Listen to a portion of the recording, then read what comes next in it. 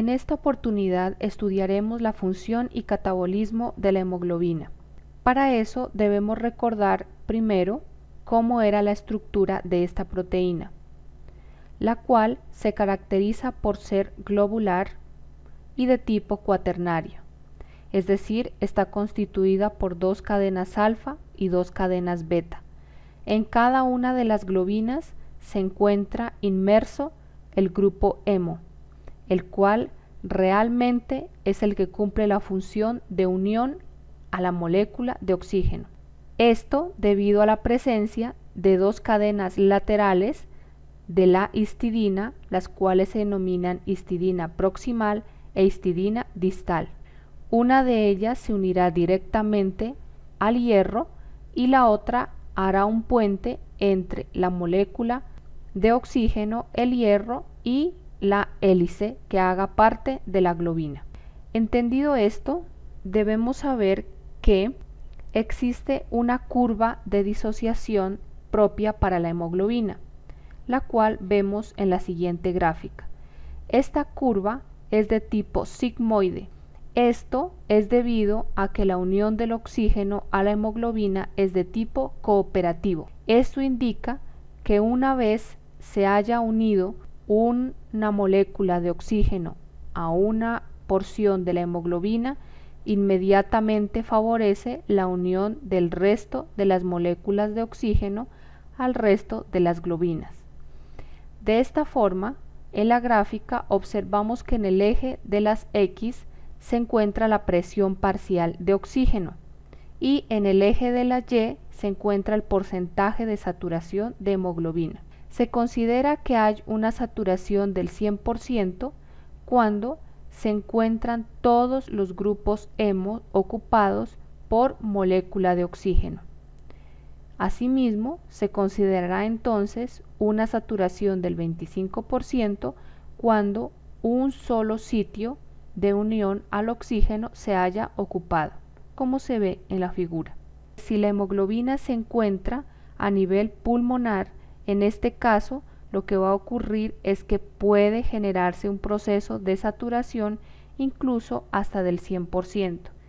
Pero si el glóbulo rojo con la hemoglobina llega hasta los tejidos, acá sucederá el efecto contrario, es decir, se liberarán los oxígenos y disminuimos la saturación.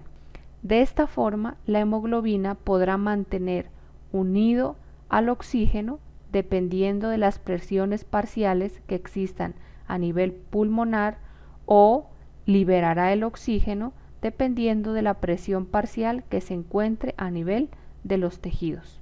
Una vez comprendido el mecanismo de unión del oxígeno al grupo hemo de la hemoglobina, debemos saber que esta unión depende de 4 factores, los cuales influyen directamente en la afinidad de estas 2 moléculas.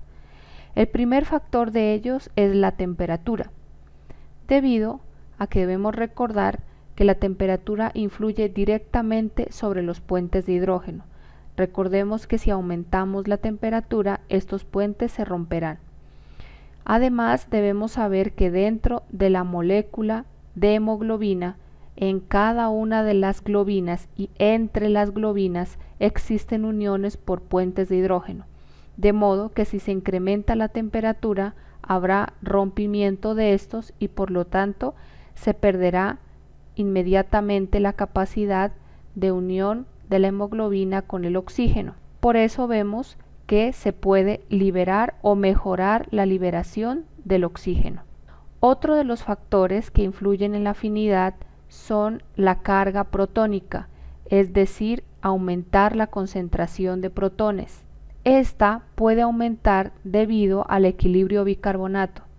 Recordemos que el equilibrio bicarbonato genera protones. Al generar estos protones, estos se unirán a la hemoglobina y producto de la unión protónica a la hemoglobina también se permitirá la liberación de oxígeno. Otro factor que influye es el dióxido de carbono. El dióxido de carbono, al estar presente, permitirá que se dé origen al equilibrio bicarbonato y por supuesto también aumentará la cantidad protónica. Esto por un lado.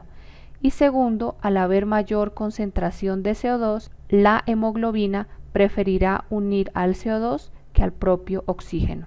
El otro factor se llama el 2,3-bifosfoglicerato. Este es un compuesto producto de la glucólisis que se genera en el glóbulo rojo. En el eritrocito se lleva a cabo una glucólisis de tipo anaerobia, es decir, que el producto final será lactato, pero el intermediario en esta reacción es esta molécula, el 2,3-bifosfoglicerato, el cual también por unión a la hemoglobina permitirá o facilitará la liberación del oxígeno. Revisemos en detalle los primeros dos factores, CO2 e hidrógeno. A este efecto se le denomina efecto Bohr. Como observamos en la primera gráfica, que se encontraría a nivel del alveolo, va a permitir que haya mayor concentración de oxígeno, estamos hablando a nivel pulmonar. Cuando existe esta opción, el oxígeno se unirá a la hemoglobina, en este caso la hemoglobina liberará al protón. Al liberarse el protón, este se unirá al bicarbonato, se restablece el equilibrio y por lo tanto se formará el ácido carbónico, el cual por acción de la anhidrasa carbónica formará nuevamente CO2 más agua. Este CO2 difundirá las membranas y obviamente permitirá la liberación por la respiración. La otra situación es cuando estamos en un tejido celular en el cual habrá mayor producción de CO2, como lo vemos aquí, producto del metabolismo celular. En este caso, el CO2 se unirá con el agua, por acción de la anhidrasa carbónica formará el ácido carbónico, nos dará origen al ion bicarbonato más el protón.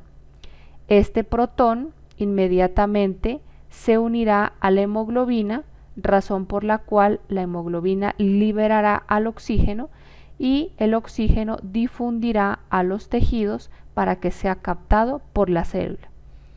Es decir, hemos visto en el primer caso cómo la cantidad de CO2 que se puede unir a la hemoglobina también influye sobre la unión por el oxígeno, o en el otro caso, cómo la cantidad protónica influye también en la liberación del oxígeno.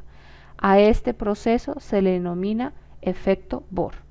El otro factor era el efecto del 2,3-difosfoglicerato o bisfosfoglicerato. Había dicho que este era un producto intermediario de un proceso metabólico llamado glucólisis.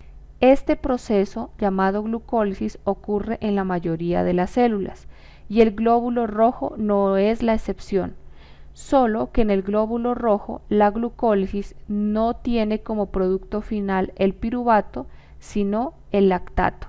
Cuando se lleva a cabo este proceso de glucólisis, se obtiene un intermediario denominado 1,3-bisfosfoglicerato, el cual se utiliza la sigla 2,3-BPG.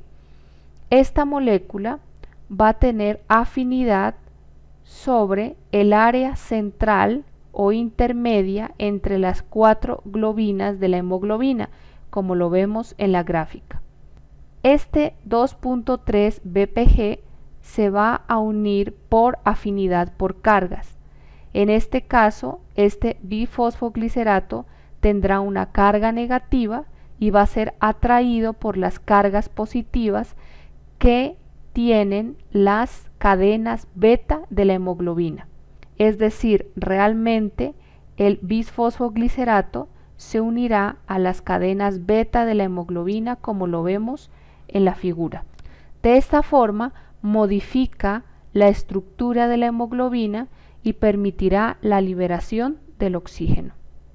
Una vez entendida la función de la hemoglobina en el transporte del oxígeno, es necesario abordar ahora el catabolismo de la hemoglobina. Debemos recordar de la anterior clase que los glóbulos rojos no tienen núcleo, razón por la cual no tienen propiedades mitóticas a nivel de la circulación sanguínea. Por eso, los glóbulos rojos tienen un periodo de vida determinado, el cual es aproximadamente de 120 días. Al cabo de este tiempo, los glóbulos rojos deben entrar en un proceso de degradación y por supuesto su contenido como la hemoglobina, razón por la cual abordaremos este tema. En la siguiente gráfica observamos lo siguiente. En este vaso sanguíneo pueden existir glóbulos rojos que sean jóvenes, es decir, que tengan poco periodo de vida, pero al mismo tiempo habrán otros glóbulos rojos que se consideran senescentes o que ya están en vejez. Estos glóbulos rojos entonces serán la fuente principal de hemoproteínas, debido a que en él se encuentra incluida la hemoglobina. Cuando los glóbulos rojos se encuentran ya en su periodo final de vida, en ese momento deben pasar por un proceso de degradación a nivel de los macrófagos retículo endoteliales. En esta figura observamos un macrófago, el cual va a hacer procesos de fagocitosis al glóbulo rojo que se encuentra en su fase final de vida. En este caso, ¿qué ocurrirá? A nivel del macrófago sucederá que se va a dar lugar a la formación de la bilirrubina a partir del grupo hemo. En este caso debemos entender que lo primero que tuvo que haber ocurrido a nivel del macrófago es la liberación de las globinas. Recordemos que el grupo hemo estaba inmerso en las globinas. Una vez se haya hecho el proceso de proteólisis de las globinas, se liberará el grupo hemo, el cual entrará en un proceso de degradación. Como observamos en la figura, el grupo hemo es el precursor de otra molécula denominada bilirrubina. Observemos cómo ocurre. El grupo hemo tiene 4 pirroles, los cuales rodean al átomo de hierro. Este grupo hemo, por acción de la enzima hemooxigenasa, con participación de NADPH y en presencia de oxígeno, dará origen a una molécula denominada biliverdina, que como observamos en la gráfica ya es de estructura lineal, debido a que en este proceso catalítico se ha liberado el hierro, ya no en su forma ferrosa, sino férrica. Aquí la biliverdina nuevamente deberá pasar por un proceso catalítico, en este caso por acción de la enzima biliverdina reductasa, por acción nuevamente de coenzimas tipo NAT. En este caso se obtiene una molécula denominada bilirrubina.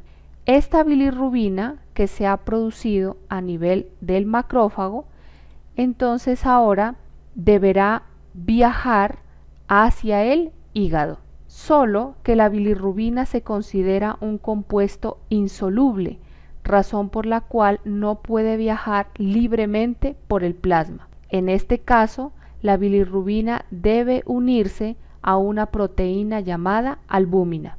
Cuando la albúmina une a la bilirrubina, la transportará hasta el hígado. Una vez la bilirrubina se encuentra en el hígado, en ese momento va a sufrir un proceso denominado conjugación. La bilirrubina conjugada consiste en volverla más soluble. Para eso se le agrega ácido glucurónico. El ácido glucurónico es un derivado de la glucosa. La glucosa naturalmente no posee grupos carboxilos. En este caso vemos que sí, razón por la cual se denomina ácido, derivado de la glucosa, es decir, ácido glucurónico. Se han agregado estas extensiones de ácido glucurónico y de esta forma se denominará bilirrubina conjugada y tendrá mayor solubilidad que la bilirrubina que estaba en circulación unida a la albúmina. De esta forma, esta bilirrubina conjugada ya empezará a ser parte de los jugos biliares. Cuando esta bilirrubina conjugada está en la bilis, puede ser liberada hacia el intestino, donde cumplirá funciones como procesos de digestión, específicamente en los lípidos. Sin embargo, no toda esta bilirrubina conjugada va a ser utilizada en este proceso y va a permanecer en su estructura molecular que vimos anteriormente, sino que puede pasar por procesos de degradación bacterial. En este caso, esta bilirrubina conjugada se puede convertir en esterco bilinógeno, el cual le va a dar el color característico a la materia fecal. Además, otra parte de esta bilirrubina conjugada volverá nuevamente al hígado a través de la circulación enterohepática. Otra parte de esa bilirrubina conjugada que se ha convertido en una nueva molécula como el protobilinógeno pasará entonces a nivel renal, en donde se convertirá en urobilinógeno y dará el color característico a la orina. De esta forma nos damos cuenta que la hemoglobina que estaba en los glóbulos rojos y que cumplía funciones de transportar oxígeno, ahora se ha convertido en otro tipo de moléculas como la bilirrubina y otras como el estercobilinógeno y el urobilinógeno.